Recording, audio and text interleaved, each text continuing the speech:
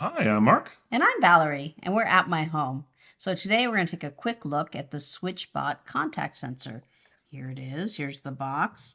SwitchBot sent us this to review, and what this is, it's part of the SwitchBot ecosystem, and it's a little sensor that you can use on your door or window to tell if it's open or closed, and then you can do different things by using the SwitchBot Hub Mini with it.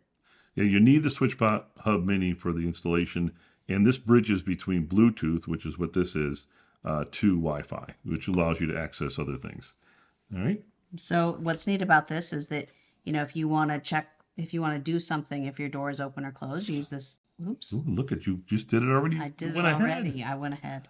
Okay. But what you see here, the reason why that happened is we have these automations. So we have an automation that says if this door sensor is open, then power on the light. And we have a SwitchBot smart plug over here.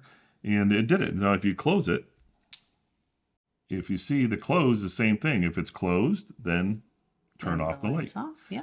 Yeah, so setting up automation is easy. You just hit the plus sign here and you say what the condition is and you select, in this case, the contact sensor.